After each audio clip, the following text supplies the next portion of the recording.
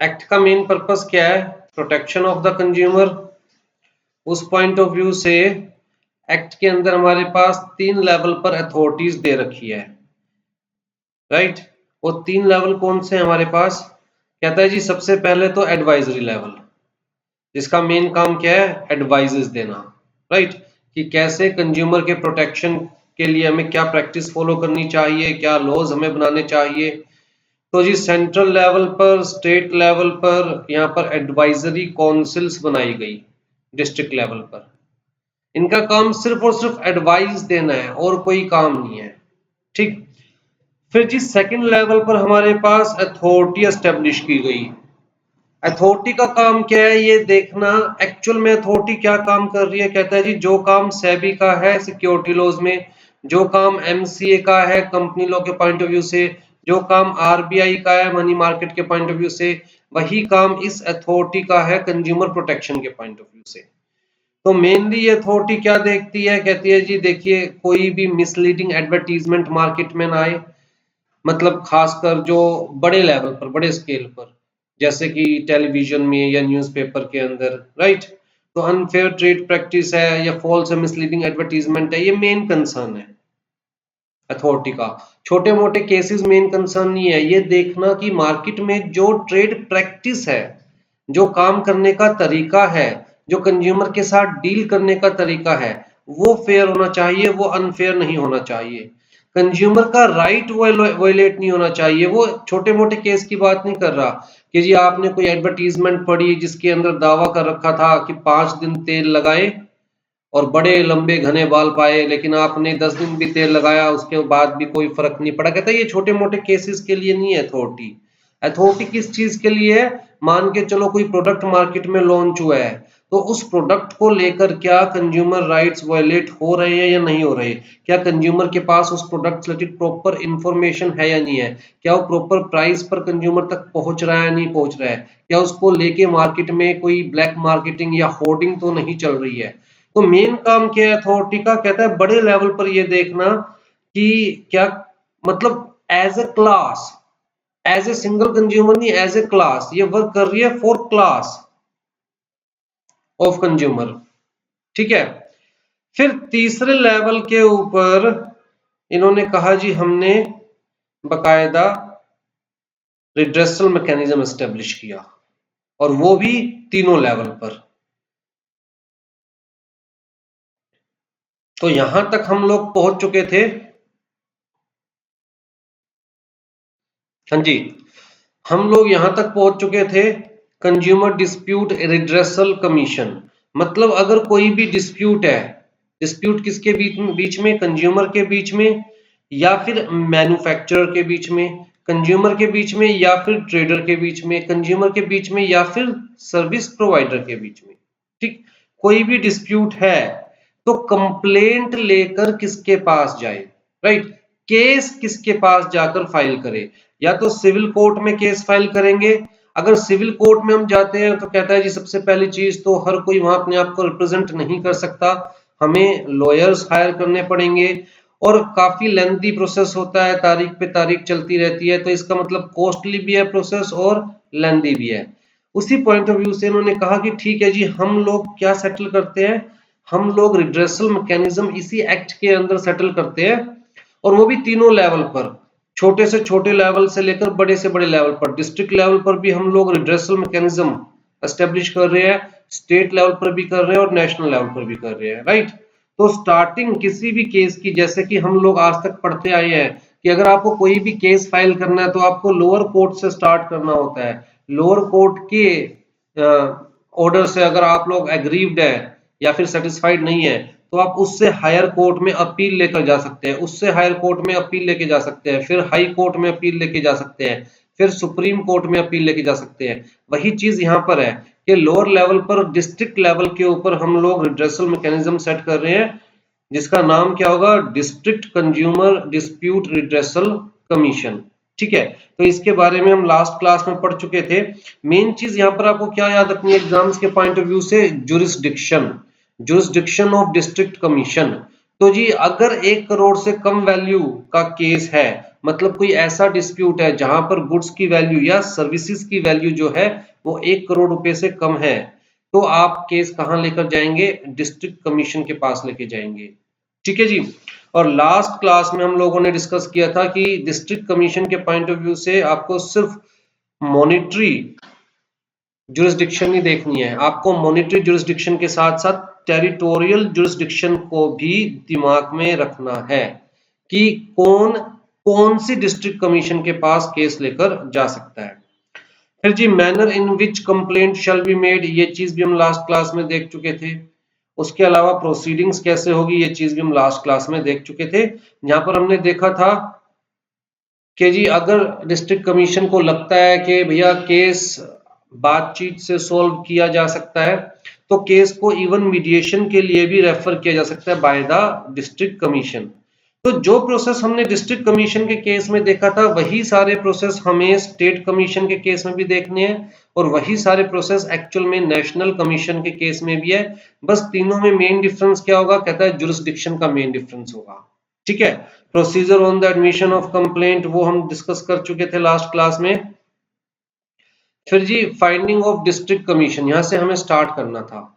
हमने अभी तक देखा कि भैया अगर आप एग्रीव्ड हो, आप डिस्ट्रिक्ट कमीशन के पास जाते हो, डिस्ट्रिक्ट कमीशन को लगता है कि कोई पॉसिबिलिटी है मीडिएशन के थ्रू केस सोल्व होने की, तो इस एक्ट के अंदर एक अलग से चैप्टर दे रखा है जो आज हम कवर करेंगे, जहां बता रखा है कि मीडिएशन के थ्रू केस कैसे रिजोल्व किया जाएगा। तो डिस्ट्रिक्ट कमीशन उस केस को मीडिएशन के लिए रेफर कर देगा। अगर डिस्ट्रिक्ट कमीशन को लगता है कि नहीं भैया मीडिएशन इज नॉट सफिशिएंट, तो हियरिंग स्टार्ट हो जाएगी। अगर मीडिएशन के लिए केस रेफर किया जाता है, मीडिएशन फेल हो जाता है, तो भी अगेन हियरिंग स्टार्ट हो जाएगी। बड़ी सिंपल सी बात है, राइट। और हियरिंग का मतलब क्या है? कहता है जी हमने लास्ट क्लास में डिस्कस किया कि एक्चुअल में इन पर्सन हियरिंग जरूरी नहीं है इस एक्ट के अंदर। कहता है जो केस चलेगा वो एफिडेविट्स और डॉक्यूमेंट्स के बेसिस पर चलेगा। तो एविडेंस जो लिए जाएंगे वो एफिडेविट और डॉक्यूमेंट्स के बेसिस पर लिए जाएंगे, और अगर जरूरत पड़ती है तो ही इन पर्सन हियरिंग होगी, अदरवाइज इन पर्सन हियरिंग नहीं होगी, राइट। अब यहां पर एक बार ये सारा प्रोसीजर कंप्लीट हो जाएगा, जिसमें हमने देखा था कि अगर गुड्स के केस में हमें देखना पड़ेगा कि क्या गुड्स के केस में डिफेक्ट फाइंड आउट करने के लिए एप्रोप्रिएट लैब में भेजना जरूरी है या फिर एप्रोप्रिएट लैब में भेजना जरूरी नहीं है, तो वो चीज सारी हमने डिस्कस की थी। अब फाइंडिंग्स ऑफ डिस्ट्रिक्ट कमीशन क्या कह रही है जी हमारी? कहता है where district commission is satisfied that the goods complaint against suffer from any defect, तो जिन गुड्स के अगेंस्ट कंप्लेंट लॉज की गई थी, they suffer from any defect specified in the complaint, और that any of the allegation contained in the complaint about the services और unfair trade practice और claims for compensation under the product liability are proved. तो जी या तो actual में goods are suffering from the defect, या complaint में जो भी एक्चुअल में एलिगेशंस लगाए गए थे वो ट्रू है, प्रूव हो जाता है ये चीज। It shall issue an order to the opposite party directing him to do one or more of the following। तो जी क्या क्या पावर्स है डिस्ट्रिक्ट कमीशन के पास? अपोजिट पार्टी को क्या करने के लिए कहा जा सकता है, किस नाम का भुगतान करने के लिए, कंपनसेशन देने के लिए कहा जा सकता है। वन और मोर का मतलब कहता है इनमें से कोई एक चीज भी कही जा सकती है, एक से ज्यादा भी कही जा सकती है।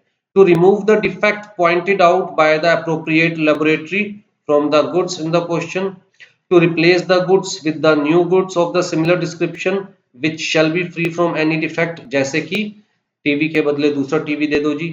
To return the complainant the price, कि भैया अगर आप सिमिलर गुड्स रिप्लेस नहीं कर सकते तो भैया कंज्यूमर को उसका पैसा वापस दे दो।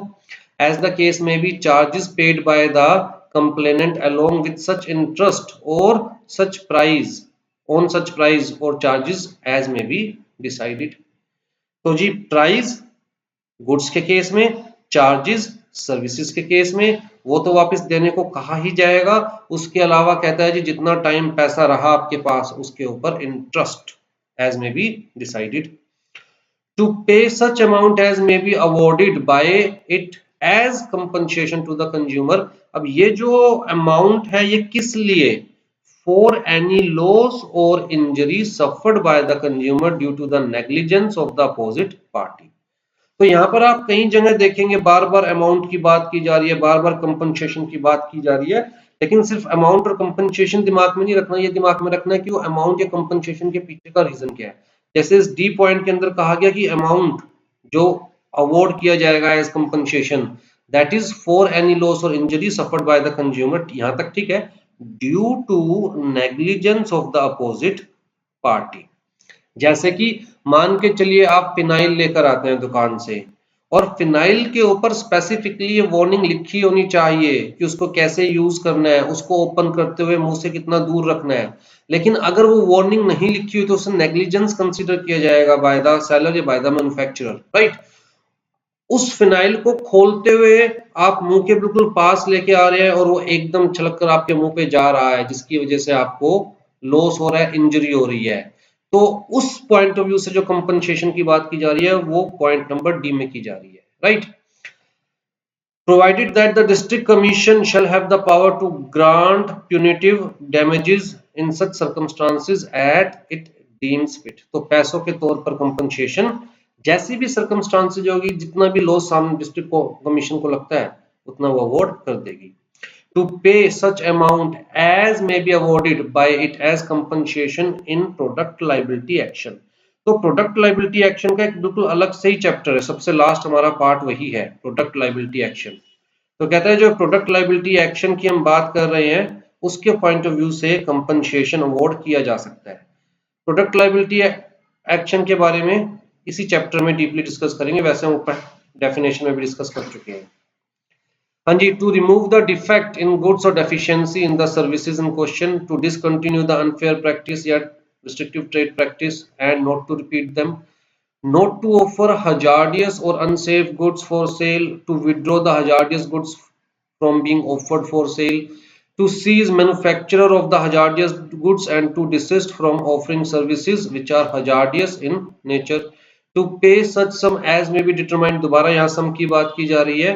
If it is of the opinion that loss or injury has been suffered by large number of consumers who are not identifiable conveniently, तो अगर ये लगता है कि बहुत सारे लोगों को किसी पर्टिकुलर गुड्स या किसी पर्टिकुलर सर्विस की वजह से नुकसान हुआ है, लेकिन सारे कंज्यूमर्स को आइडेंटिफाई करना इज नॉट पॉसिबल, तो इवन उस केस में भी मैन्युफैक्चरर को या सर्विस प्रोवाइडर को या फिर ट्रेडर को कहा जा सकता है कि भैया आप कम से कम इतना पैसा in the form of fine deposit करवाइए। अब वो जो फाइन है वो कंज्यूमर के पास तो जाने से रहा, क्योंकि कंज्यूमर आइडेंटिफाइएबल ही नहीं है, तो वो कहां जाएगा, कहता है जी वो सारा पैसा फंड में जाएगा, कंज्यूमर प्रोटेक्शन फंड के अंदर जाएगा वो सारा पैसा, राइट, जिससे एडवर्टीजमेंट बनाएगी गवर्नमेंट, जागो ग्राहक जागो वाली। तो यहां पर जो पैसा है वो कंज्यूमर के पास नहीं जाएगा, ये जो फाइन है ये कंज्यूमर के पास नहीं जाएगा, बेसिकली ये फंड में जाएगा। The minimum amount of sum so payable shall not be less than 25% of the value of such defective goods sold or services provided as the case may be to the consumers। तो मान के चलिए phenyl की हम बात कर रहे हैं और हमें ऐसा लग रहा है कि भाई बहुत सारे कंज्यूमर्स को लॉस हुआ होगा नेग्लिजेंस की वजह से, और कोई स्पेसिफिक कंज्यूमर केस नहीं लेके आया, और हम ऊपर कंप्लेनेंट की डेफिनेशन में पढ़ चुके हैं कि कंप्लेनेंट के केस में सिर्फ कंज्यूमर की बात नहीं होती, कंप्लेनेंट में भी रजिस्टर्ड वॉलंटरी कंज्यूमर एसोसिएशन या कंप्लेनेंट में भी सेंट्रल एडवाइजरी सेंट्रल अथॉरिटी या फिर स्टेट गवर्नमेंट या फिर central government, right.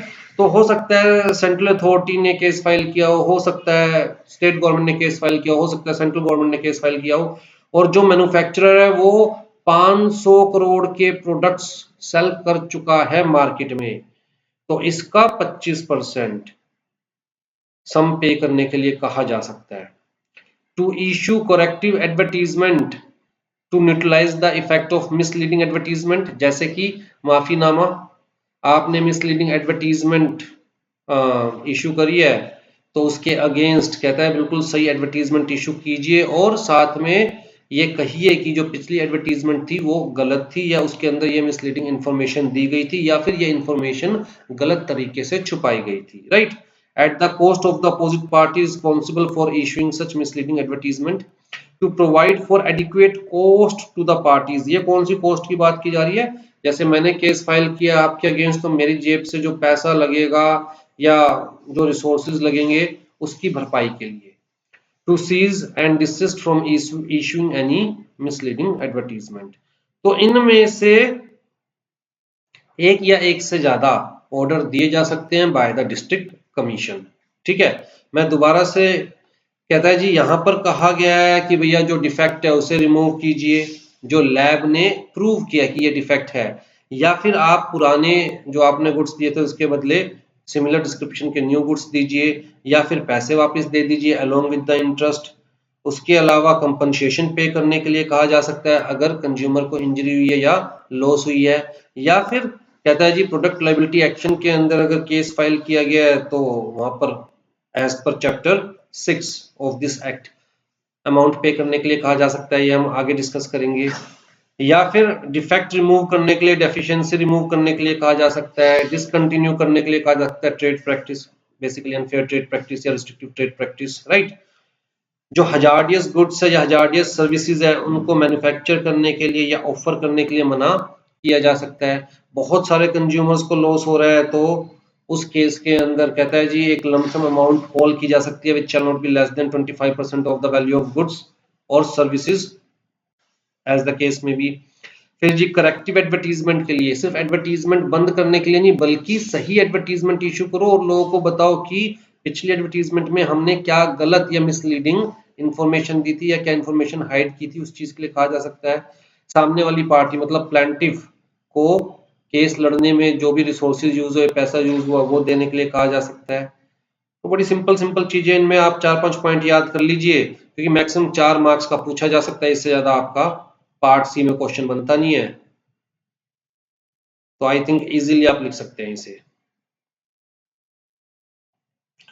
Any amount obtained above, above का मतलब यहां से बात की जा रही है, shall be credited to such fund and utilized in the manner as may be prescribed। तो फंड कौन सा, कंज्यूमर प्रोटेक्शन फंड के अंदर।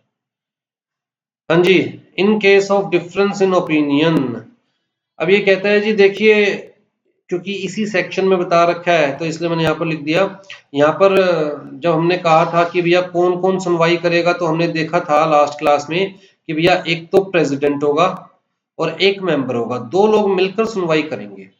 President of district commission plus एक मेंबर, दो लोग मिलकर सुनवाई करेंगे। कहता है जब दो ही लोग हैं तो उनके ओपिनियन डिफरेंट हो सकते हैं, उनके ओपिनियन डिफरेंट हो सकते हैं। अगर एक किसी चीज के लिए यस कह रहा है, दूसरा किसी चीज के लिए नो कह रहा है तो यहाँ तो डेडलॉक लग गया। तो ऐसे केस में क्या होगा, तो कहता है जी ये अपने अपने जो भी ओपिनियंस है इन राइटिंग लिखेंगे और तीसरे मेंबर को देंगे, right. Refer the same to another member, तीसरे मेंबर को देंगे।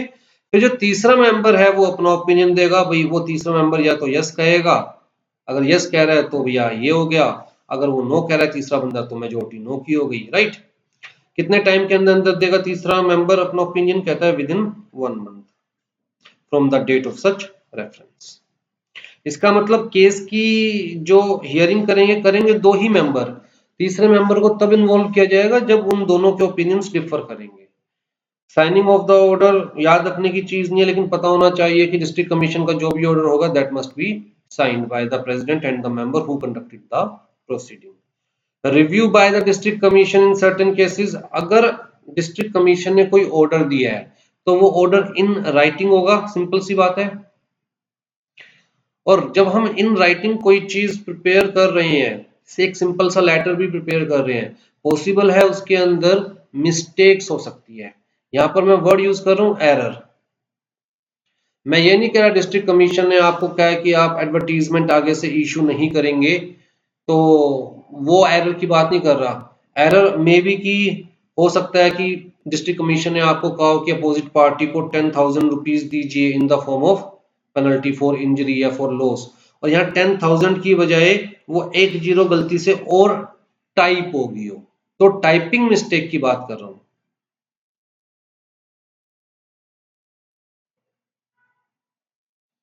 तो ये जो सेक्शन 40 कह रहा है review bye district commission in certain case, ये बेसिकली किस चीज का रिव्यू, टाइपिंग मिस्टेक का रिव्यू। ऑर्डर बनाते हुए कुछ टाइपिंग मिस्टेक हो गई तो apparent on the face of the order either on its own motion or on the application made by any of the parties।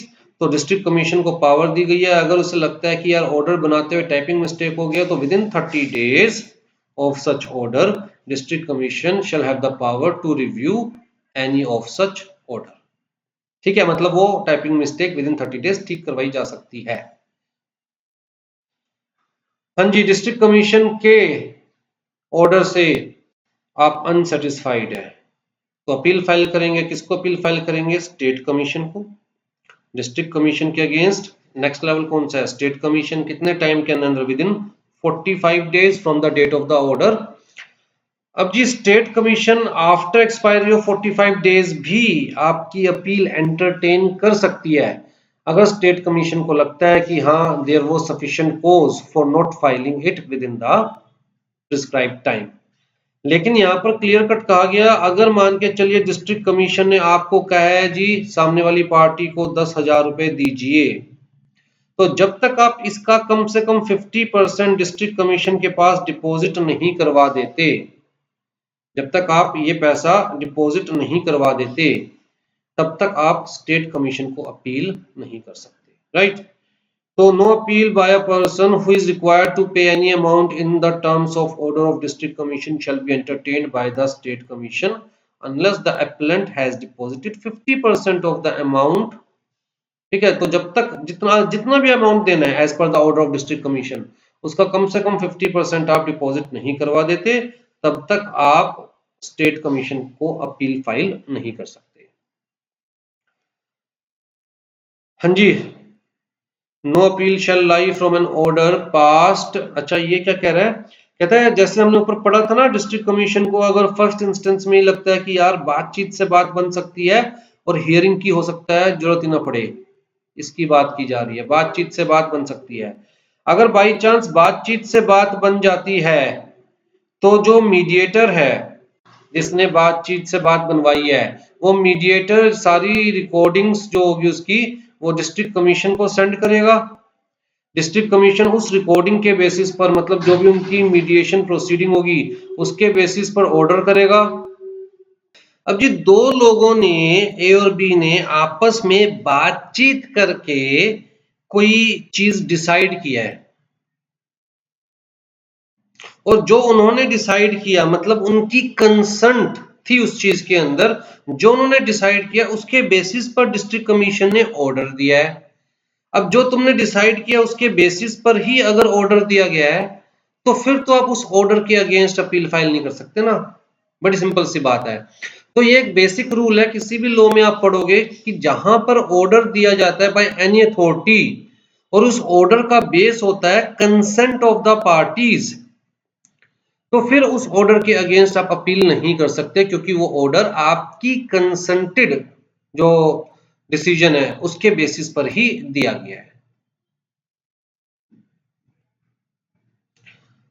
आ जाओ जी, अब हमने ऊपर पढ़ा कि भैया अगर आप डिस्ट्रिक्ट कमीशन के ऑर्डर से अनसेटिस्फाइड है तो आप अपील फाइल कर सकते हैं स्टेट कमीशन के पास। तो जी अब नीचे स्टेट कमीशन के बारे में बता रखा है कि state government shall establish a state consumer disputes redressal commission to be known as state commission in the state. हाँ जी, ऑर्डिनरली कहां वर्क करेगी स्टेट कमीशन? कहता है जी उस स्टेट की कैपिटल में। राइट? फर्दर जहां भी स्पेसिफिकली स्टेट गवर्नमेंट नोटिफाई करेगी वहां पर वर्क करेगी।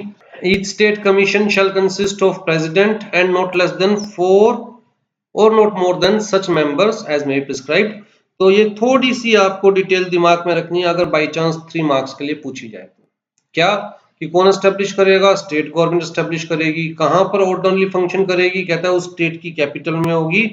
इसका मतलब स्टेट कमीशन का जो हेडक्वार्टर होगा या ऑफिस होगा वो मेनली कहां पर होगा? उस स्टेट की कैपिटल में। फर्दर कहता है जी और हर उस जगह परफॉर्म करेगी जहां स्टेट गवर्नमेंट कहेगी। कंपोजिशन की बात करें तो जी एक प्रेसिडेंट हो गया, not less than 4 members, not more than such members as may be prescribed. चलो जी, अब मेन चीज क्या दिमाग में रखनी है? जुरिस्डिक्शन। स्टेट गवर्नमेंट के और स्टेट कमीशन के केस में भी तो जी जुरिस्डिक्शन एक तो इसकी ओरिजिनल जुरिस्डिक्शन है। ओरिजिनल जुरिस्डिक्शन का मतलब डायरेक्टली जब केस इसके पास ले जाया जा सकता है, और दूसरा इसकी एपलेट जुरिस्डिक्शन है। एपलेट जुरिस्डिक्शन का मतलब जब हम डिस्ट्रिक्ट कमीशन के ऑर्डर के अगेंस्ट अपील फाइल कर रहे हैं। राइट? तो दो जुरिस्डिक्शन हो गई, एक तो ओरिजिनल। ओरिजिनल जुरिस्डिक्शन क्या है कहता है जी complaint where the value of goods और services paid as consideration exceed 1 crore but does not exceed 10 crore. तो जी अगर 1 करोड़ से कम है, लेस देन 1 करोड़, तो डिस्ट्रिक्ट कमीशन, राइट। अगर 1 करोड़ से ज्यादा है बट 10 करोड़ से ज्यादा नहीं है तो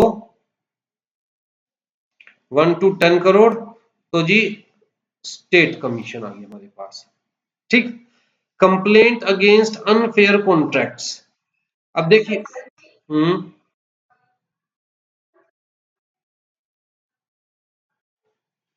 नहीं, 1 करोड़ डिस्ट्रिक्ट 1 करोड़ से एक्सीड हो रही है बट नॉट एक्सीडिंग 10 करोड़ तो स्टेट कमीशन।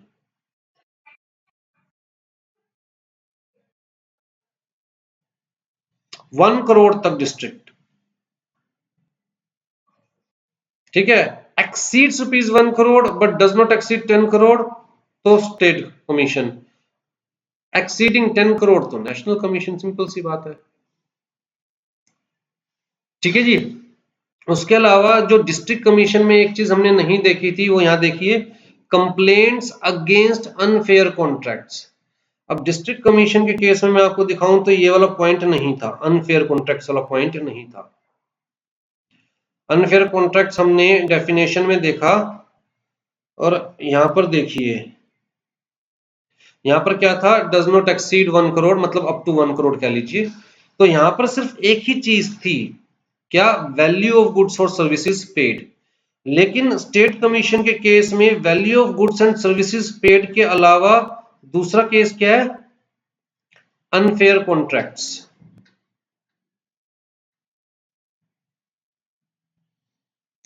ठीक है। इसका मतलब अनफेयर कॉन्ट्रैक्ट्स के अगेंस्ट हम डिस्ट्रिक्ट कमीशन के पास नहीं जा सकते, हमें डायरेक्टली कहां जाना पड़ेगा, स्टेट कमीशन के पास। कब, कहता है अगर अनफेयर कॉन्ट्रैक्ट्स में जो value of goods and services है वो मैक्सिमम कितनी है, 10 करोड़। तो 0 से लेकर 10 करोड़, कब, अनफेयर कॉन्ट्रैक्ट्स के केस में डायरेक्टली स्टेट कमीशन के पास, डिस्ट्रिक्ट कमीशन के पास अनफेयर कॉन्ट्रैक्ट रिलेटेड कोई पावर नहीं है। और 10 करोड़ से ज्यादा का है तो नेशनल कमीशन में पड़ेंगे हम। तो स्टेट कमीशन के पास है unfair contract related power, national commission के पास है, बट डिस्ट्रिक्ट कमीशन के पास अनफेयर कॉन्ट्रैक्ट रिलेटेड कोई पावर नहीं है। तो ये दोनों तो क्या हो गई, ओरिजिनल जुरिस्डिक्शन, जहां डायरेक्टली हम केस लेकर स्टेट कमीशन के पास जा सकते हैं। और ये क्या है, हमारी appellate jurisdiction means appeals against the order of any district commission within the state. उसके अलावा कहता है जी जहां जरूरत पड़े वहां पर डिस्ट्रिक्ट कमीशन में call for the records and pass appropriate order in any consumer dispute which is pending before or has been decided by any district commission within। तो जी जहां पर स्टेट कमीशन को लगता है कि district commission has exercise the jurisdiction not vested in it by law और has failed to exercise the jurisdiction so vested और has acted in exercise of jurisdiction illegally or with material irregularity। मतलब या तो जो case entertain करने की power नहीं थी डिस्ट्रिक्ट कमीशन के पास, डिस्ट्रिक्ट कमीशन वो केस एंटरटेन कर रहा है, या फिर जो केस एंटरटेन करना चाहिए था डिस्ट्रिक्ट कमीशन को, डिस्ट्रिक्ट कमीशन वो केस एंटरटेन नहीं कर रहा है, या फिर केस को इलीगल वे में एंटरटेन कर रहा है, या फिर केस को एंटरटेन करते हुए बहुत ज्यादा इरेगुलरिटी है। तो उस केस के अंदर कुल मिला के जहां डिस्ट्रिक्ट कमीशन अपना काम प्रॉपरली नहीं कर रहा है तो स्टेट कमीशन उस डिस्ट्रिक्ट कमीशन के सामने जो केस है जिसको लेकर स्टेट कमीशन को लगता है कि डिस्ट्रिक्ट कमीशन अपना काम प्रॉपरली नहीं कर रहा है, खुद से सारे रिकॉर्ड्स मंगा सकती है स्टेट कमीशन और खुद से उस केस के अंदर जो भी अप्रोप्रिएट ऑर्डर होगा वो पास कर सकती है। इसका मतलब स्टेट कमीशन को पावर दी गई कि अगर स्टेट कमीशन को लगता है डिस्ट्रिक्ट कमीशन किसी पर्टिकुलर केस में अपना काम प्रॉपरली नहीं कर रही है तो स्टेट कमीशन डिस्ट्रिक्ट कमीशन से वो केस छीन सकती है। ठीक है जी। उसके अलावा फिर जी ये टेरिटोरियल जुरिस्डिक्शन, तो कहां पर कौन सी स्टेट कमीशन में केस इंस्टीट्यूट किया जा सकता है? where the opposite party or each of the opposite parties where there are more than one at the time of the institution of complaint ordinarily resides or carry on business or has branch office or personally works for gain। तो ये point वैसा ही है जैसा district commission के case में पड़ा था। any of the opposite parties where there are more than one at the time of institution of the complaint actively or voluntarily resides or carries on the business or has branch office or personally work for gain। ये point भी बिल्कुल वैसा ही है जैसा district commission के case में पड़ा था। इस केस के अंदर we have to take the permission of the state commission before filing the case. The cause of action wholly or in part arises the complainant resides और पर्सनली वर्क फॉर गेन। इसका मतलब बिल्कुल same points हैं जो कि हमने district commission के case में पढ़ा था। ठीक है, तो आई थिंक ये समझाने की जरूरत नहीं अलग से। हाँ जी, ट्रांसफर ऑफ केसेस कहता है जी स्टेट कमीशन को एक और पावर दी गई। अगर स्टेट कमीशन को लगता है कि कोई स्पेसिफिक डिस्ट्रिक्ट कमीशन अपना काम प्रॉपर नहीं कर रही किसी पर्टिकुलर केस के अंदर, तो वो एक डिस्ट्रिक्ट कमीशन से, भाई एक स्टेट में तो कितने सारे डिस्ट्रिक्ट होते हैं, तो एक स्टेट कमीशन के नीचे कितने सारे डिस्ट्रिक्ट कमीशन होंगे, तो वो एक डिस्ट्रिक्ट कमीशन से केस लेके दूसरे डिस्ट्रिक्ट कमीशन को ट्रांसफर कर सकती है। तो on an application of the complainant या फिर on its own motion, the state commission may at any stage of the proceeding transfer any complaint pending before the district commission to another district commission within the state if the interest of the justice so requires। Procedure क्या follow किया जाएगा state commission के case में? कहता है बिल्कुल वही जो डिस्ट्रिक्ट कमीशन के केस में हमने पढ़ा था। डिस्ट्रिक्ट कमीशन के केस में क्या पढ़ा था हमने? कहता है जी दो केसेस हो सकते हैं, या तो डिफेक्ट फाइंड आउट करने के लिए हमें लैब में भेजना पड़ सकता है, या बिना लैब में भेजे डिफेक्ट फाइंड आउट किया जा सकता है। तो ये जो प्रोसीजर जो हमने पढ़ा था लास्ट क्लास में, बिल्कुल सेम प्रोसीजर फॉलो किया जाएगा even in case of state commission. ठीक है जी, बस यहाँ पर एक चीज और याद रखिएगा, क्योंकि स्टेट कमीशन के पास अनफेयर कॉन्ट्रैक्ट को लेकर भी पावर है, तो उस पॉइंट ऑफ व्यू से कहा गया कि अगर स्टेट कमीशन चाहे तो किसी भी अनफेयर कॉन्ट्रैक्ट को या किसी भी अनफेयर कॉन्ट्रैक्ट की किसी स्पेसिफिक टर्म को नल एंड वॉइड डिक्लेयर कर सकती है। Review by state commission in certain cases, again power दी गई कि भैया अगर टाइपिंग मिस्टेक, जैसे डिस्ट्रिक्ट कमीशन के केस हमने पढ़ा ना,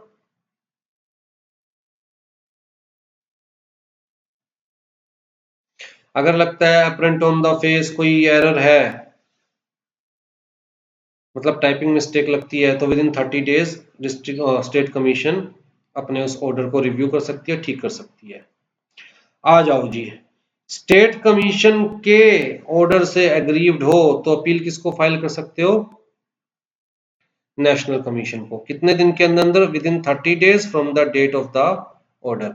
लेकिन कहता है जी नेशनल कमीशन को केस फाइल करने से पहले, जैसे स्टेट कमीशन केस में पड़ा था कि कम से कम 50% अमाउंट डिपॉजिट करवाना पड़ेगा, सेम चीज यहाँ पर है कि अगर स्टेट कमीशन ने कोई ऑर्डर दिया है और उस ऑर्डर के अकॉर्डिंग आपको कुछ अमाउंट देना है या डिपॉजिट करवाना है, तो कम से कम 50% of that amount shall be deposited, उसके बाद ही आप अपील कर सकते हैं, राइट। वही चीज जो स्टेट कमीशन में हमने पढ़ा था कि अगर नेशनल कमीशन को लगता है कि यार ठीक है, there was sufficient cause for not filing the appeal within 30 days, तो आफ्टर 30 डेज भी नेशनल कमीशन अपील एंटरटेन कर सकती है।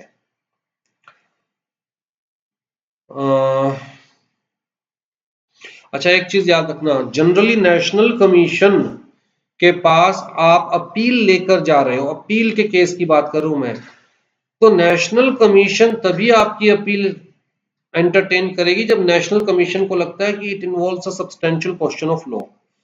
मतलब क्या हुआ? मतलब ये हुआ कि अगर किसी केस में फैक्ट्स के ऊपर डिस्प्यूट है, तो देखा जाए तो सबसे पहले डिस्ट्रिक्ट कमीशन के पास जा रहे हो या स्टेट कमीशन के पास जा रहे हो? कहता है स्टेट कमीशन, अगर फैक्ट्स को लेके डिस्प्यूट है तो स्टेट कमीशन का ऑर्डर जो है वो फाइनल मान के चलो। अगर मतलब लॉ के ऊपर डिस्प्यूट है कि ये चीज लीगल है या नहीं है, लीगली ये चीज कॉन्स्टिट्यूशनल है या नहीं है, वैलिड है या नहीं है, तो मतलब क्वेश्चन ऑफ लॉ है, तो ही basically national commission appeal entertain करेगी। अगर उसे लगेगा कि यार क्वेश्चन ऑफ फैक्ट है तो कहेगी भैया ठीक है, state commission is appropriate authority to decide the case, और स्टेट कमीशन ने फैक्ट्स अच्छे से देख लिए होंगे, हम फैक्ट्स क्या देखेंगे। अगर क्वेश्चन ऑफ लॉ है तो पहले जब आप अपील लेके जाओगे नेशनल कमीशन वो क्वेश्चन फ्रेम करेगी कि क्या क्वेश्चन है with respect to the law, right. Question of law का मतलब शायद आप लोग ना समझ पा रहे हो। क्वेश्चन ऑफ लॉ का मतलब मैं कह रहा हूं जी कि लेट्स से जीएसटी गुड्स के ऊपर एप्लीकेबल है। अगर जीएसटी में गुड्स वर्ड को डिफाइन नहीं किया हुआ तो जी आप कह रहे हो कि मेरा ये पेन गुड्स है तो मतलब पेन के ऊपर जीएसटी लगेगी। मैं कह रहा हूं जी मेरा ये पेन गुड्स की कैटेगरी में नहीं आएगा तो मतलब पेन के ऊपर जीएसटी नहीं लगेगी। तो ये पेन गुड है या नहीं है for the purpose of GST, ये क्या हो जाएगा, क्वेश्चन ऑफ लॉ, ठीक है। लेकिन जीएसटी 15% लगेगी या 18% लगेगी या फिर मतलब कितने पेन पे जीएसटी लगेगी, वो क्या हो जाएगा, क्वेश्चन ऑफ फैक्ट्स। तो कहता है अगर क्वेश्चन ऑफ फैक्ट्स है तो ठीक है, स्टेट कमीशन का जो भी ऑर्डर होगा वो फाइनल है। लेकिन क्वेश्चन ऑफ लॉ है तो स्टेट कमीशन के ऑर्डर के अगेंस्ट भी आप नेशनल कमीशन के पास अपील फाइल कर सकते हैं। In an appeal involving question of law, the memorandum of appeal shall precisely state the substantial question of law involved in the appeal. Where the National Commission is satisfied that substantial question of law is involved in any case, it shall formulate that question and hear the appeal on that question. Right? जैसे कि बड़ा simple सा है, company law सबने पढ़ा हुआ है। Company law में एक कॉर्पोरेट पर्सनालिटी का कंसेप्ट सबने पढ़ा हुआ है। कौन सा केस लॉ है जिसने डिसाइड किया था कॉर्पोरेट पर्सनालिटी का कंसेप्ट, या आ, हम कह सकते हैं लैंडमार्क केस लॉ, जो आई थिंक कंपनी लॉ पढ़ने वाला हर बच्चा पढ़ता है, सोलोमन वर्सेस सोलोमन, ठीक है। अब उसके अंदर जो डिस्प्यूटेड मैटर था that was the question of law, कि क्या एक बंदा जिसने कंपनी बनाई है, जो कंपनी का whole and sole let's say manager है या मैनेजमेंट सारी उसके हाथ में है या उसकी फैमिली के हाथ में है, सारा पैसा उसका लगा हुआ है, उसकी फैमिली का लगा हुआ है, क्या वो और कंपनी सेपरेट एंटिटीज कंसीडर की जाएगी, वो क्या था, क्वेश्चन ऑफ लॉ। अगर इस टाइप का कोई क्वेश्चन है तो ही आप नेशनल कमीशन के पास जा सकते हैं अपील लेकर, राइट। प्रोवाइडेड दैट, मतलब यहां पर कहता है जी पहले तो नेशनल कमीशन वो सब्सटेंशियल क्वेश्चन ऑफ लॉ को फ्रेम करेगी कि ठीक है भैया ये क्वेश्चन है, और अब जो हियरिंग चलेगी, जिरह चलेगी, वो इस क्वेश्चन के इर्द गिर्द ही चलेगी, ठीक है। लेकिन अगर हियरिंग चलते चलते नेशनल कमीशन को लगता है कि कोई और भी क्वेश्चन ऑफ लॉ फ्रेम हो सकता है इस केस के अंदर, तो फिर वो उस क्वेश्चन को भी इन्वॉल्व कर सकती है। An appeal may lie to the National Commission under this Act from an order passed ex parte. Ex parte order क्या पढ़ा था हम लोगों ने, जहां पर एक पार्टी आई है दूसरी पार्टी नहीं आई, तो दूसरी पार्टी की बात सुने बिना ही ऑर्डर पास कर दिया गया, उसे उस ऑर्डर को क्या बोला जाता है, एक्स पार्टे। तो अगर स्टेट कमीशन ने एक्स पार्टे ऑर्डर पास किया है, मतलब मैंने स्टेट कमीशन के में एक्स के अगेंस्ट केस फाइल किया था, स्टेट कमीशन ने एक्स को, जो मैंने मतलब पिटीशन बनाई थी, कंप्लेंट बनाई थी, एक्स को कॉपी भेजी उस कंप्लेंट की, एक्स की तरफ से कोई जवाब नहीं आया, कोई एफिडेविट नहीं आया, एक्स हियरिंग पर प्रेजेंट नहीं हुआ जब हियरिंग पे बुलाया गया, तो मतलब without presence of the ex मेरे फेवर में केस डिसाइड हो गया, तो उसको क्या बोलेंगे, एक्स पार्टी। मतलब where the another party is not present and case is decided, order is passed without hearing other party, right. तो कहता है अगर इस टाइप का कोई ऑर्डर पास किया गया है बाय द स्टेट कमीशन, तो एक्स जो कि उस वक्त प्रेजेंट नहीं हुआ था स्टेट कमीशन के पास, वो भी जा सकता है स्टेट कमीशन के इस ऑर्डर के अगेंस्ट नेशनल कमीशन के पास। हाँ जी, हियरिंग ऑफ अपील।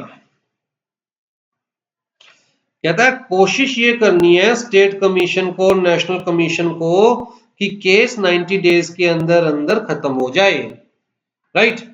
तो an appeal filed before the state commission और national commission shall be heard as expeditiously as possible and every endeavor shall be made to dispose of the appeal within the period of 90 days। तो 90 days के अंदर अंदर खत्म हो जाए।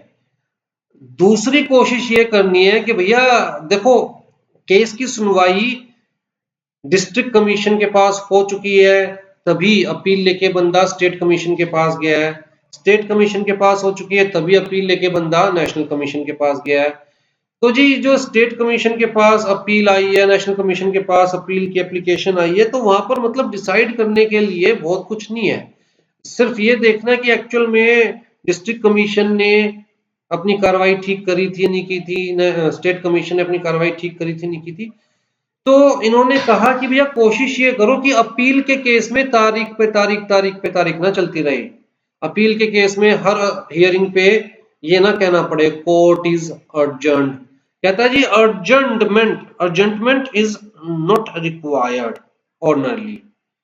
तो पहली हियरिंग में ही अपील को डिस्पोज ऑफ करो। No adjournment shall ordinarily be granted by the state commission और नेशनल कमीशन।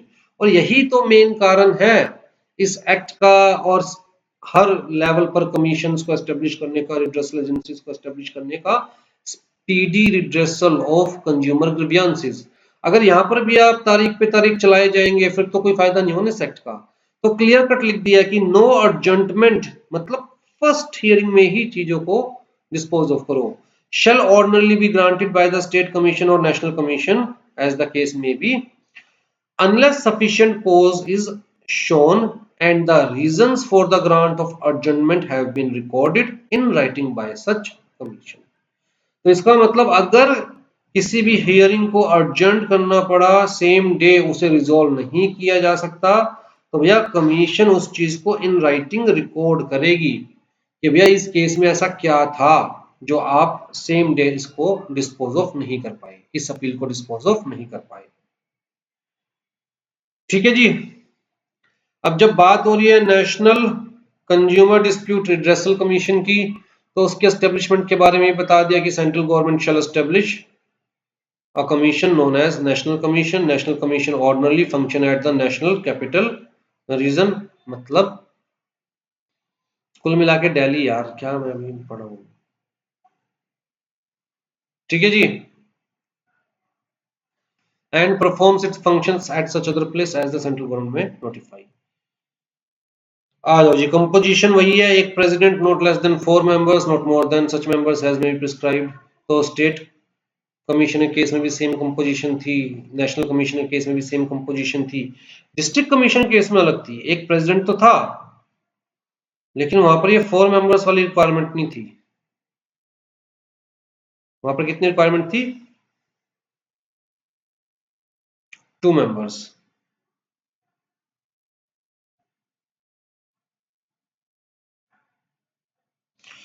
हाँ जी, jurisdiction of national commission to entertain complaint where the value of goods or services paid as consideration exceeds rupees 10 crore.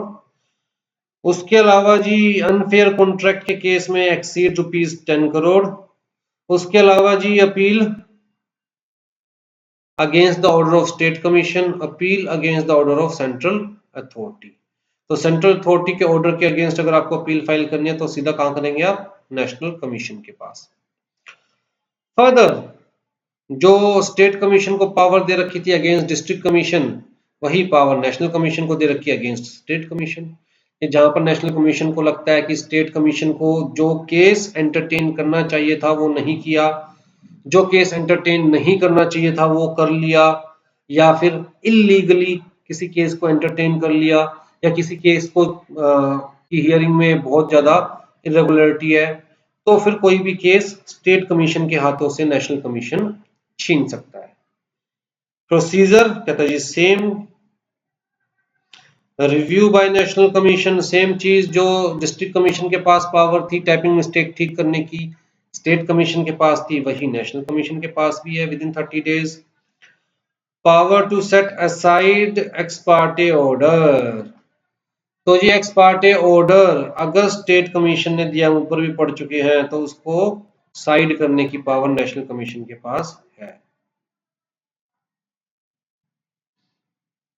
Transfer of case जो कि state commission के पास था वही national commission के पास भी अगेंस्ट द स्टेट कमीशन, ठीक है, against the district commission. Experts to assist national commission, national commission को या स्टेट कमीशन को ये लगता है कि किसी पर्टिकुलर केस में वी रिक्वायर्ड एक्सपर्ट्स, मतलब टेक्निकल मैटर है, राइट, तो it may direct any individual या organization or expert to assist the national commission or state commission in a specific case। हाँ जी, appeal against the order of national commission, अब national commission के बाद तो सीधा सुप्रीम कोर्ट ही जाओगे, कितने टाइम में, with in 30 days. Supreme court after 30 days भी अपील एंटरटेन कर सकती है if it is satisfied that there was sufficient cause for not filing it within 30 days। Again वही 50% अमाउंट डिपॉजिट वाली condition. Finality of the order कहता है अगर district commission या स्टेट कमीशन या नेशनल कमीशन के ऑर्डर के अगेंस्ट अपील नहीं कर रहे हो तो उनका ऑर्डर फाइनल कंसीडर किया जाएगा। लिमिटेशन पीरियड कि अगर आप डिस्प्यूट मतलब कंप्लेंट फाइल करना चाहते हो किसी भी सेलर के अगेंस्ट, मैन्युफैक्चरर के अगेंस्ट, ट्रेडर के अगेंस्ट, तो with in 2 years from the date on which cause of action arisen। The complaint may be entertained after the specific period specified above, मतलब 2 years के बाद भी, if the complainant satisfies the district commission or state commission or national commission as the case may be that sufficient cause for not filing the complaint within, ठीक है। हाँ जी, penalty for non compliance of the order कहता है district commission ने जो order दिया वो कंप्लाई नहीं किया, या स्टेट कमीशन ने जो ऑर्डर दिया वो कंप्लाई नहीं किया, या नेशनल कमीशन ने जो ऑर्डर दिया वो कंप्लाई नहीं किया, तो जी सजा, सिर्फ और सिर्फ पेनल्टी की बात नहीं कर रहा, सजा imprisonment for a term which shall not be less than 1 month but which may extend to 3 years, or with fine which shall not be less than 25,000 but which may extend to 1 lakh, or both। ठीक है, और इस section के point of view से district commission को, state commission को, national commission को कहता है जी judicial magistrate of first class consider किया जाएगा। तो जो power first class judicial magistrate के पास है वही पावर इनके पास कंसीडर की जाएगी। इसका मतलब ये खुद से सजा सुना सकते हैं, जेल की सजा सुना सकते हैं खुद से।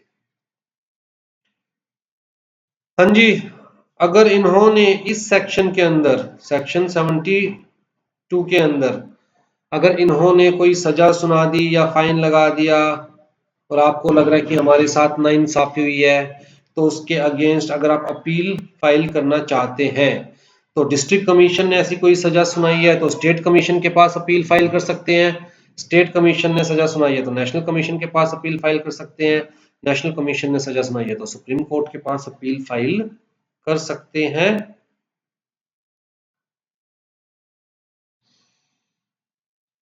ये दिमाग में रखना कि आप डिस्ट्रिक्ट कमीशन, स्टेट कमीशन या नेशनल कमीशन के ऑर्डर के अगेंस्ट किसी कोर्ट में अपील फाइल नहीं कर सकते। तो डिस्ट्रिक्ट कमीशन के ऑर्डर के against state commission, state commission के ऑर्डर के against national commission, national commission के ऑर्डर के अगेंस्ट सुप्रीम कोर्ट, उसके अलावा किसी और कोर्ट में इनके ऑर्डर्स के अगेंस्ट अपील फाइल नहीं कर सकते। So no appeal shall lie before any court from any order of the district commission, state commission, national commission as the case। कितने टाइम में आपको अपील फाइल करनी है? 30 डेज के अंदर। 30 डेज के बाद भी अपील एंटरटेन की जा सकती है, अगेन वही सफिशिएंट कॉज अगर आपने शो कर दिया तो। लो जी, यहां तक पहले बताइए कोई डाउट हो तो। मीडिएशन, मीडिएशन का मतलब जहां पर प्यार से, बातचीत से बात बन जाए, राइट। तो जी ए और बी के बीच में डिस्प्यूट है, वो आपस में एक दूसरे से बात नहीं करना चाह रहे, या उनका माइंड प्री ऑक्यूपाइड है, प्री कंसीव्ड नोशंस है दूसरे के अगेंस्ट। ए को लग रहा है मैं बी को कुछ भी बोलूंगा उसे मेरी बात गलत ही समझ में आएगी, बी को लगता है मैं कुछ भी बोलूंगा ए को मेरी बात गलत ही समझ में आएगी, एक दूसरे से बात करने को तैयार नहीं है या बात करना चाह रहे हैं लेकिन कम्युनिकेशन गैप बढ़ता जा रहा है। जहां वहां पर फिर थर्ड पर्सन एक रोल प्ले करता है। थर्ड पर्सन ए की बात भी सुनेगा, ए की बात सुनकर बी का नजरिया देखेगा, ए की बात बी के नजरिए से बी को समझाएगा, बी की बात सुनेगा, ए के नजरिए से ए को समझाएगा और आपस में इन दोनों की दूरियां कम करेगा और हो सकता है बातचीत से ही बात बन जाए, हमें कमीशन में हियरिंग स्टार्ट ना करनी पड़े। ठीक है जी। तो उस पॉइंट ऑफ व्यू से कहता है जी, चाहे डिस्ट्रिक्ट कमीशन है, चाहे स्टेट कमीशन है, चाहे नेशनल कमीशन है, हर कमीशन के साथ एक मीडिएशन सेल अटैच किया जाए। ठीक, तो स्टेट गवर्नमेंट का काम है डिस्ट्रिक्ट कमीशन और स्टेट कमीशन के साथ, हर डिस्ट्रिक्ट कमीशन और स्टेट कमीशन के साथ एक मीडिएशन सेल एस्टेब्लिश करना, और सेंट्रल गवर्नमेंट का काम है नेशनल कमीशन के साथ एक मीडिएशन सेल एस्टेब्लिश करना। राइट, तो कुल मिला के आप कह सकते हैं कि भाई part of commission, district commission, state commission, national commission, वो मीडिएशन जो सेल होंगे वहां पर बकायदा मीडिएटर्स होंगे। तो एक पूरा पैनल होगा कि भाई ये यहाँ पर केस ज्यादा आते हैं तो हमें कम से कम 4 से 5 मीडिएटर्स की रिक्वायरमेंट हो सकती है, यहाँ केस कम आते हैं तो यहाँ पर 2 मीडिएटर्स भी बहुत रहेंगे। तो पैनल तो आप जानते हैं, स्पेसिफिकली जब से बीमारियां चालू हुई है किसी भी हॉस्पिटल में जाते हैं तो सबसे पहले पूछते हैं आपका पैनल में ये हॉस्पिटल है या नहीं है। राइट, तो पैनल का मतलब क्या है कि भाई वहां पर जो 4 या 5 या 6 मीडिएटर्स होंगे उन्हें हम बोलेंगे पैनल। अब जी ए और बी के बीच में डिस्प्यूट हुआ तो इनके बीच में किस टाइप का डिस्प्यूट है, किस प्रोडक्ट को लेके या सर्विस को लेके डिस्प्यूट है, केसेस की सारी चीजें जानने के बाद फिर इस देखेंगे कि भाई ये जो हमारा मीडिएशन सेल है उस पैनल में कौन कौन से मीडिएटर्स है, एक्स है, वाई है, जेड है। ओहो, एक्स इस टाइप के केसेस में एक्सपर्ट है, एक्स इसी प्रोडक्ट इसी टाइप की सर्विसेज में डील करता है, तो इस टाइप के केस में एक्स बेस्ट मीडिएटर रहेगा। तो जी एक्स को इस केस के लिए एज मीडिएटर अपॉइंट कर दिया जाएगा। ठीक है जी, तो एक्स का काम क्या रहेगा कि भैया इन दोनों के बीच में बातचीत करवाकर सुलह करवाना, बड़ी सिंपल सी बात है। हाँ जी, central government shall establish a consumer, अच्छा तो हो गया ना हमारा, every consumer mediation cell shall maintain a list of empaneled mediators, a list of cases handled by the cell, records of proceeding, any other information as may be specified by the regulation। चलो जी, empanelment of mediators, तो जो चीज मैंने आपको बताई है कि भैया ठीक है हर सेल के साथ एक बकायदा पैनल होगा जहां पर 4, 5, 7, 10 जितने भी रिक्वायर्ड है उस एरिया के अकॉर्डिंग या वहां पर जितने डिस्प्यूट्स आते हैं मीडिएटर्स को अपॉइंट किया जाएगा। For the purpose of mediation the national commission और द स्टेट कमीशन और district commission as the case में be shall prepare the panel of the mediators. अच्छा, ये जो पैनल ऑफ मीडिएटर्स होते हैं ना, ये कोई होल टाइम एम्प्लॉयमेंट में नहीं होते। जैसे मान के चलो जो हमारे एरिया का डिस्ट्रिक्ट कमीशन है उसके पैनल पर मैंने अपने आप को एनरोल करवा लिया कि कोई केस आए तब मुझे बुला लीजिएगा, मैं अपनी फीस बता दूंगा उस केस से रिलेटेड। राइट, तो ऐसा नहीं है, ये होल टाइम एम्प्लॉयमेंट में जो मीडिएशन सेल है वहां पर एम्प्लॉयड है। तो shall prepare a panel of the mediator to be maintained by the consumer mediation cell attached to it on the recommendation of the selection committee। और selection committee कहता है जी डिस्ट्रिक्ट कमीशन की बात करें, स्टेट कमीशन की बात करें या नेशनल कमीशन की बात करें तो वहीं के जो प्रेसिडेंट है और वहां के जो मेंबर्स है वही सिलेक्शन कमेटी होगी जो सिलेक्ट करेंगे कि किसको हम अपने मीडिएशन सेल में अपॉइंट करेंगे पैनल पर। ठीक है, कंसिस्टिंग ऑफ द प्रेसिडेंट और the members of that commission. The panel जो बनेगा एक बार के लिए 5 साल के लिए वैलिड होगा। राइट, और हर 5 साल के बाद चेक किया जाएगा पैनल में और भी मीडिएटर्स को अपॉइंट करने की रिक्वायरमेंट है। जो ऑलरेडी अपॉइंटेड मीडिएटर्स हैं उनको रिटायर किया जाएगा, लेकिन वो चाहे तो दोबारा से उनको रीअपॉइंट किया जा सकता है। बेसिकली यहाँ जो वर्ड यूज किया कर रहा हूँ ना मैं, रीअपॉइंट या अपॉइंट वर्ड यूज कर रहा हूँ, क्योंकि एम्पैनलमेंट वर्ड बोलना मुझे काफी अनकंफर्टेबल सा लगता है, लेकिन जहां भी मैं अपॉइंट बोलूंगा वहां एम्पैनलमेंट ही कंसीडर कीजिएगा। वो मैं आपको बता चुका हूँ। यहाँ पर अपॉइंटमेंट का मतलब ये नहीं है कि भाई उनको पर्टिकुलरली सैलरीड पर्सन हो जाएंगे, उनको जॉब पे रख लिया जाएगा। एम्पैनलमेंट का मतलब क्या है, जिस तरह मैंने अपना नाम लिखवा दिया, मैं अपना काम कर रहा हूँ, जब कोई केस आएगा तो मुझे कॉल कर लिया जाएगा कि देखिए जी इस केस के अंदर शायद you will be the best mediator, तो आप अपनी फीस बता दीजिए, अगर आप जो टर्म्स एंड कंडीशंस है वो बता दीजिए, हम आपको अपॉइंट कर देंगे इस केस के लिए as mediator. Simple, right? In any case, while nominating any person from the panel of mediators, his suitability for resolving the consumer dispute involved shall be considered. Procedure for mediation क्या है जी? हमारे पास कुछ भी नहीं है। Case आया, चाहे वो डिस्ट्रिक्ट कमीशन के पास आया, स्टेट कमीशन के पास या नेशनल कमीशन के पास, हर कमीशन के साथ एक मीडिएशन सेल तो एस्टेब्लिश किया जाएगा, राइट?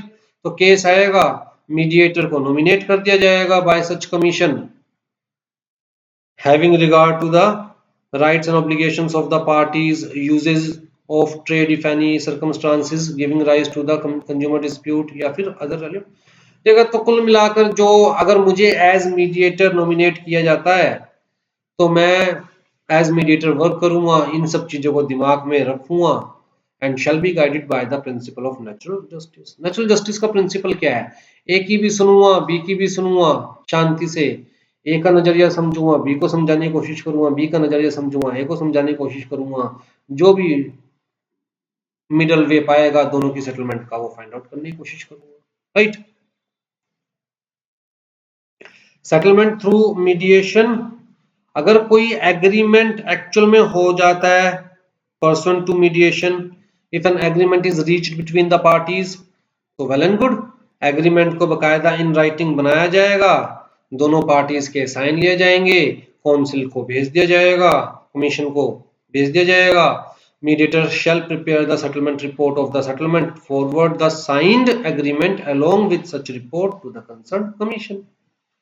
कहता है अगर कोई एग्रीमेंट नहीं हो पाता है पार्टीज के बीच में, सेटलमेंट नहीं हो पाती है, तो भी मुझे, मेरा काम तो रिपोर्ट बनाना है, मैं एक रिपोर्ट प्रिपेयर करूंगा कि भैया जाहिल गवार आदमी है, बात करने को तैयार ही नहीं है, और काउंसिल को और कमीशन को सबमिट कर दूंगा, ठीक है? हाँ जी, द डिस्ट्रिक्ट कमीशन और the state commission and national commission as the case में be shall within 7 days of the receipt of the commission settlement report pass suitable order recording such settlement of the consumer dispute and dispose the matter accordingly। तो अगर settlement हो जाता है, मैंने report भेज दी है, तो अकॉर्डिंगली सुटेबल ऑर्डर पास कर दिया जाएगा विद इन 7 days। अगर पार्ट में सेटलमेंट होता है, मतलब काफी सारे ए और बी के बीच में जो डिस्प्यूट के मैटर्स हैं वो 2, 4, 5 बातों पे डिस्प्यूट है, 2 को लेके तो दोनों मान गए, तीसरे मैटर को लेके नहीं माने, तो चलो 2 तो सेटलमेंट से खत्म हुए ना, जो एक मैटर रिजोल्व नहीं हुआ, हियरिंग चालू हो जाएगी उस मैटर को लेके, राइट? तो where the consumer dispute is settled only in part, district commission और स्टेट कमीशन और national commission shall record settlement of the issues which have been so settled. जो सेटल्ड हो गए वो तो खत्म हुआ ना मामला, and continue to hear other issues involved in such consumer dispute। The consumer dispute where consumer dispute could not be settled by the mediation, नहीं हुआ सेटल तो नहीं हुआ, चलो भी हियरिंग चालू करो, shall continue to hear all the issues involved in such consumer dispute, ठीक है? Product liability, product liability action क्या था? प्रोडक्ट लाइबिलिटी एक्शन क्या था? हमने डेफिनेशन पढ़ी थी,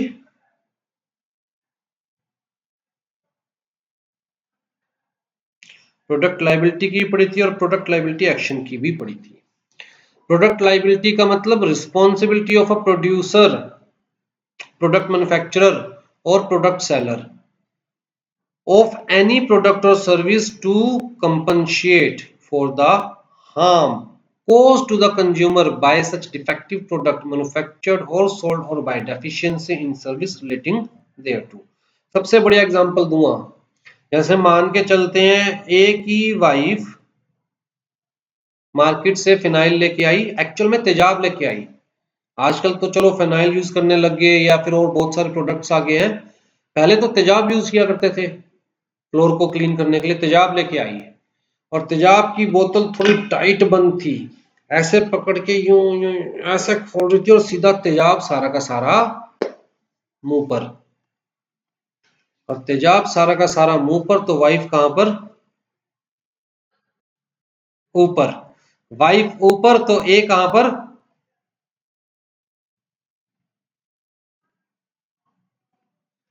ये कहता है मुझे नहीं केस फाइल करना मैन्युफैक्चरर या सेलर के ऊपर, मेरा भला कर दिया उसने, ठीक है ना? नहीं जी, ऐसा नहीं होगा। ये क्या है? Product liability. रिस्पॉन्सिबिलिटी है मैन्युफैक्चरर की, रिस्पॉन्सिबिलिटी है सेलर की कि जब वो प्रोडक्ट को सेल कर रहा है, जब वो सर्विसेज प्रोवाइड कर रहा है, तो भैया सामने वाले को बताए कि प्रोडक्ट को कैसे यूज करना है, यूज करने का तरीका क्या है। क्या 13 साल से कम बच्चे यूज कर सकते हैं? नहीं कर सकते हैं। क्या 6 साल से कम बच्चे यूज कर सकते हैं? नहीं कर सकते हैं। प्रॉपर वार्निंग प्रोडक्ट के ऊपर होनी चाहिए, राइट। और मैन्युफैक्चरर की तरफ से भी वार्निंग होनी चाहिए और जो प्रोडक्ट सेलर है उसकी तरफ से भी प्रॉपर। तो कुल मिलाकर अगर कोई भी प्रोडक्ट में डेफिशिएंसी है, डिफेक्ट है, डेफिशिएंसी और डिफेक्ट इंक्लूड्स कि जो वार्निंग दी जानी चाहिए वो वार्निंग नहीं दी गई, राइट। तो भैया अब प्रोडक्ट लायबिलिटी एक्शन बनता है, उस प्रोडक्ट की वजह से जो हार्म हुआ उसको लेकर एक्शन लिया जाएगा अगेंस्ट प्रोडक्ट मैन्युफैक्चरर या प्रोडक्ट सेलर या service provider, right, to compensate such harm. तो that is product liability action. तो स्पेसिफिक प्रोडक्ट के केसेस में प्रोडक्ट लायबिलिटी बनती है, हर प्रोडक्ट के केस में नहीं बनती, राइट। तो प्रोडक्ट लायबिलिटी ये आपकी लायबिलिटी है। आप दवाई बेच रहे हो, दवाई बेचते हुए जब आप मेडिसिन बना रहे हो जो कि डेंजरस फॉर किड्स है, तो आप स्पेसिफिकली उस पर लिखोगे यार dangerous for kids, please keep away from the children. अगर वो सूरज से खराब हो जाती है, डायरेक्ट सन कांटेक्ट में आके खराब हो जाती है, तो आप उस पर लिखोगे कीप इट इन डार्क। अगर आप ये चीजें नहीं लिखते हो जिसकी वजह से प्रोडक्ट में कमी आ जाती है या सर्विस में डेफिशिएंसी हो जाती है, तो भैया ये प्रोडक्ट लायबिलिटी एक्शन बनता है, राइट। तो वो क्या कहेगा दुकानदार से? मेरी वाइफ वापस दे। देखो कितनी क्रिटिकल सिचुएशन है, वो क्या कहेगा? मेरी वाइफ वापस दे। वाइफ तो वापस नहीं आ सकती, तो क्या कहेगा दुकानदार से? पैसे दे वाइफ के बदले। वो कहेगा बताओ जी क्या वैल्यू है।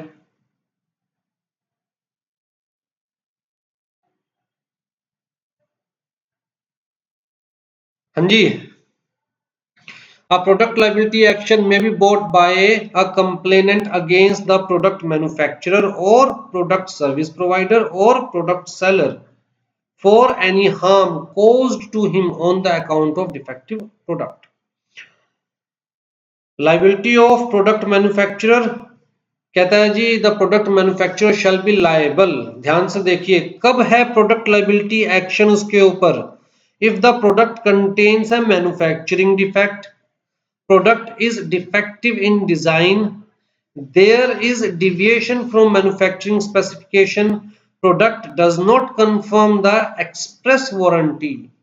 एक्सप्रेस वारंटी का मतलब जो स्पेसिफिकली वारंटी, मतलब जो पार्टीज के बीच में एक्सप्रेसली डील की गई है, एग्री की गई है, या प्रोडक्ट के ऊपर एक्सप्रेसली लिखी गई है।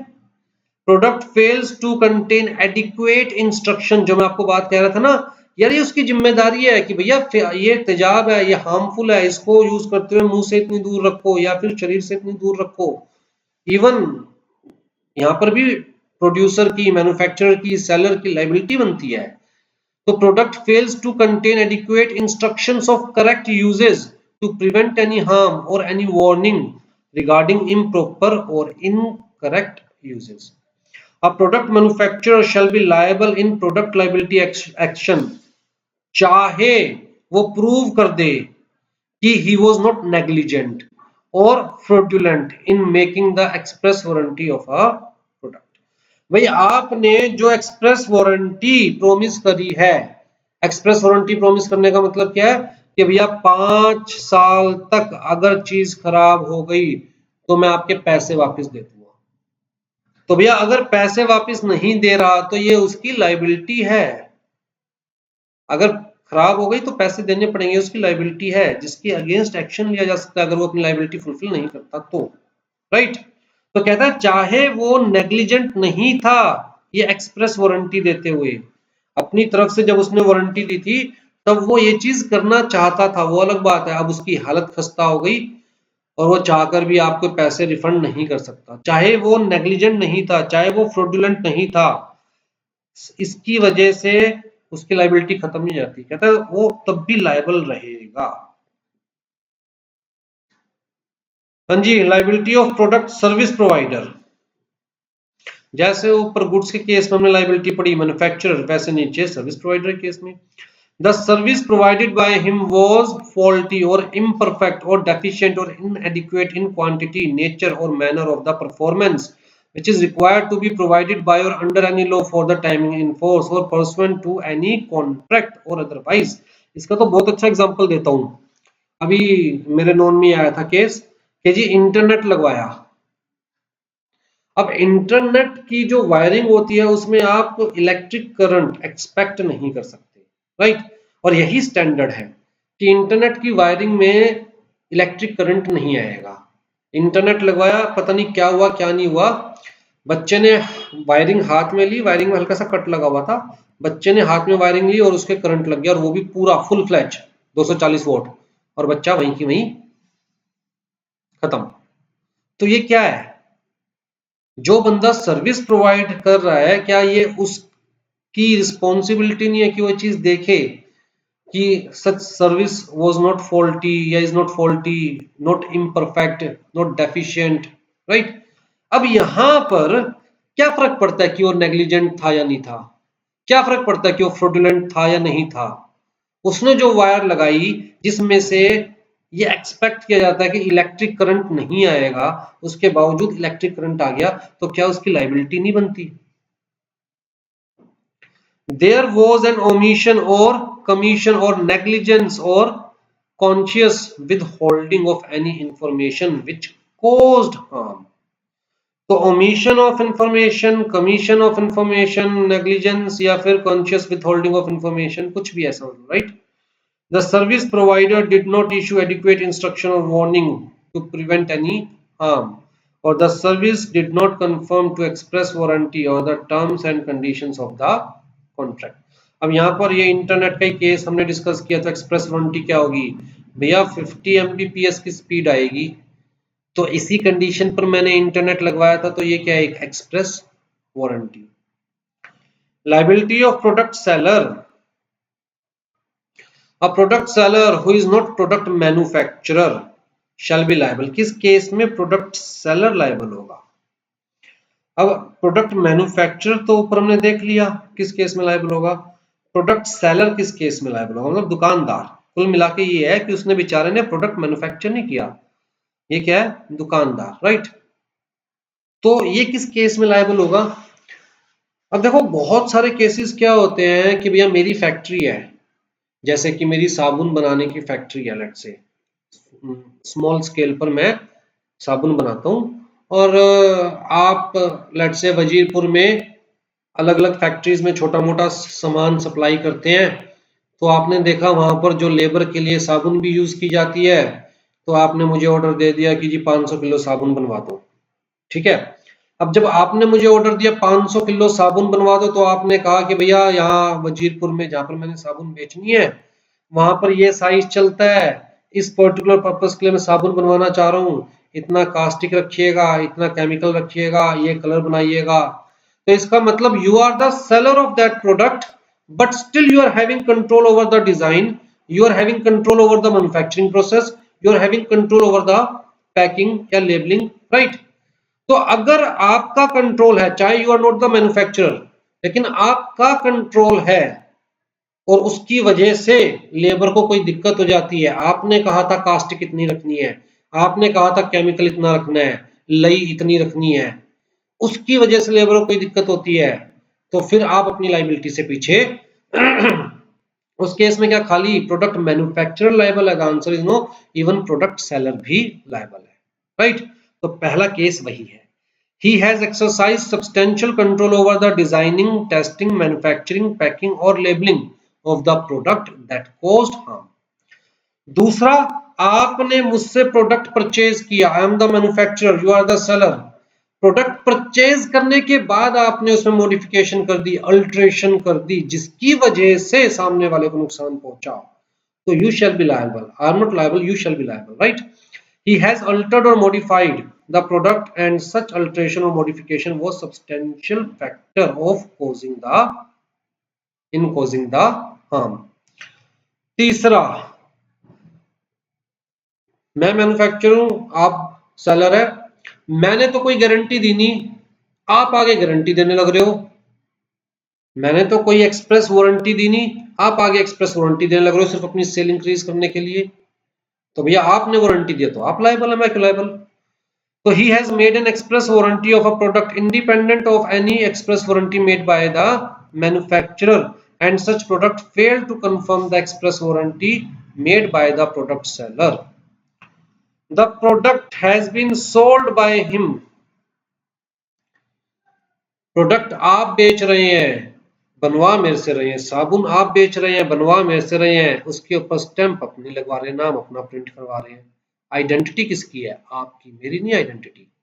And the identity of the product manufacturer of such product is not known. और if known, अगर प्रोडक्ट मैन्युफैक्चरर की आइडेंटिटी पता भी है, चाइना से मंगा रखा है जी प्रोडक्ट, चाइना से प्रोडक्ट मंगा के उसके ऊपर स्टिकर अपना लगा रहे हो, चाइना थोड़ी ना क्लेम करने जाएंगे, तो उस केस में आपसे ही क्लेम किया जाएगा। द सर्विस ऑफ नोटिस और द प्रोसेस और warrant can not B affected on him, मतलब मैन्युफैक्चरर के ऊपर नोटिस मैन्युफैक्चरर को भेजा नहीं जा सकता, और he is not subject to the law which is in force in India, or the order if any passed or to be passed cannot be enforced against him. कोई उसका कॉलर पकड़ के चाइना से तो लाया नहीं जा सकता, राइट? तो उस केस में यू आर द इंपोर्टर, तो भैया आपको फिर लेनी पड़ेगी, चाहे आप सेलर मैन्युफैक्चरर नहीं हो, सेलर हो। He failed to exercise reasonable care in assembling, inspecting or maintaining such product, or he did not pass on the warning, मतलब जो वार्निंग मैंने आपको दी थी कि बेचते हुए कंज्यूमर को बता देना, आपने वो वार्निंग कंज्यूमर को पास ऑन नहीं की, तो आपकी गलती, मेरी गलती थोड़ी ना, right? He did not pass on the warnings or instructions of the product manufacturer regarding the dangers involved or proper uses of the product while selling such product, and such failure was proximate cause of the harm. तो मैंने जो आपको warning दी थी वो warning आपने आगे नहीं बताई, जो मैंने आपको इंस्ट्रक्शंस दी थी वो इंस्ट्रक्शंस आगे नहीं बताई, जिसकी वजह से सामने वाले को नुकसान हुआ, तो आप लायबल हो, मैं लायबल नहीं हूं, राइट?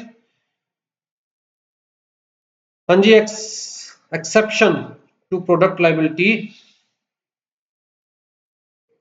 एक्शन, किस किस केसेस में प्रोडक्ट लायबिलिटी एक्शन नहीं बनता?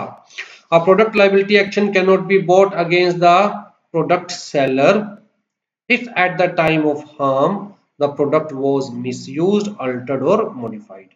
मतलब कि आपने तो बताया था कि भैया फिनाइल है, मुंह से थोड़ा दूर रखना है, बहुत तेज है जी, देख के यूज करना है, बट फिर भी उसने खोलने के चक्कर में सारा का सारा, तो उसमें आपकी कोई गलती नहीं है। In any product liability action based on the failure to provide adequate warning or instruction, the product manufacturer, ऊपर तो प्रोडक्ट सेलर की बात कर रहे थे, नीचे प्रोडक्ट मैन्युफैक्चरर की बात कर रहे हैं, शैल not B liable if the product was purchased by the employer for use at the work place. मैं मैन्युफैक्चरर हूं, मेरा ही एम्प्लॉयर वर्क प्लेस पर ही यूज करने के लिए फिनाइल ले रहा है, और जबकि उसको बता दिया गया था कि भैया कैसे यूज करना है, right? The product manufacturer had provide warning or instructions to such, ठीक है? अच्छा, मान के चलिए कि एक बड़ा सा ऑफिस है जिसमें 100 लोग हैं। अब जी कोई मशीन वो 100 के 100 लोग यूज करते हैं और मैं उस मशीन का मैन्युफैक्चरर हूँ। मेरी हेडेक है कि मैं 100 के 100 लोगों को जाके बताऊं बेटा मशीन को यूज करते हुए ये आपको प्रिकॉशंस बरतनी है। मैं किसे बताऊंगा? एम्प्लॉयर को। ये तो एम्प्लॉयर की हेडेक है ना, ये एम्प्लॉय को बताए 100 के 100 एम्प्लॉइज को बताए। मेरी हेडेक थोड़ी ना है। मेरी हेडेक किसको बताने की थी? एम्प्लॉयर को, जिसने मुझसे परचेज किया था। The product was sold as the component और material to be used in another product. अब ध्यान से देखिएगा, आप बनाते हो प्रोडक्ट एक्स, मैं बनाता हूं प्रोडक्ट वाई। आपके इस प्रोडक्ट एक्स में प्रोडक्ट वाई भी यूज होता है। मेरा प्रोडक्ट वाई डेंजरस है। जैसे कि आप बनाते हो रेफ्रिजरेटर और मैं बनाता हूं कंप्रेसर की गैस। तो जो ये गैस है ये डेंजरस है, हार्मफुल है, पॉइजनस है। तो आप ये रेफ्रिजरेटर एक्स को बेचते हो, वाई को बेचते हो, जेड को बेचते हो। मैं थोड़ी ना पता लूंगा कि आपने किस किस को बेचा और मैं उसको जाकर थोड़ा ना बताऊंगा इसमें जी मेरी बनाई गैस भी डली हुई है और वो डेंजरस है, इसमें मेरी बनाई गैस डली हुई है वो डेंजरस है।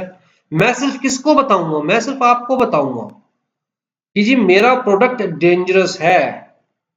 अब ये आपकी जिम्मेदारी है कि आप जब ये रेफ्रिजरेटर बनाओगे मेरे प्रोडक्ट को यूज करते हुए, तब आप आगे बायर को इन्फॉर्म करोगे, राइट? तो product was sold as component, मतलब लेट्स से गैस, और material to be used in another product let's say refrigerator, and necessary warnings or instructions were given by the product manufacturer to the purchaser of such component or material, but the harm was caused to the complainant मतलब consumer by the use of end product मतलब refrigerator in which such component or material was used. तीसरा case, the product was one which was legally meant to be used or dispensed only by or under the supervision of an expert or class of experts, and the product manufacturer had employed reasonable means to give the warning or instruction for the uses of such product to such expert or class of expert. जैसे कि कोई medical kit है, corona kit के बारे में सुना होगा ना, तो कोरोना किट क्या हम घर पे लाके यूज कर सकते हैं? The answer is no. Clear cut लिखा हुआ है must be used by the experts और प्रोफेशनल्स, राइट? लेकिन फिर भी अगर वो हम घर पे लाके यूज कर रहे हैं तो उसके अंदर वो प्रोडक्ट मैन्युफैक्चरर का तो कोई दोष नहीं है ना, जबकि उसने क्लियर कट लिख दिया मस्ट बी यूज्ड बाय या under the supervision of the experts. The complainant while using the product was under the influence of the alcohol. दारू पी के मस्त है, मस्त राम चले मस्ती में, आग लगे चाय बस्ती में। तो कहता फिर मैन्युफैक्चरर की गलती थोड़ी ना है। तो या तो under the influence of alcohol या फिर किसी मेडिसिन के इन्फ्लुएंस में, उसकी वजह से उसको हार्म हुआ है, तो उसमें मैन्युफैक्चरर की कोई गलती। A product manufacturer shall not be liable for the failure to instruct or warn about a danger which is obvious। जैसे कि कार के केस में बिना सीट बेल्ट लगाए गाड़ी चलाओगे तो डेंजरस है, वो हमें पता है, that is the part of law. तो कार बेचते हुए स्पेसिफिकली ये बताने की जरूरत नहीं है because this is obvious, right?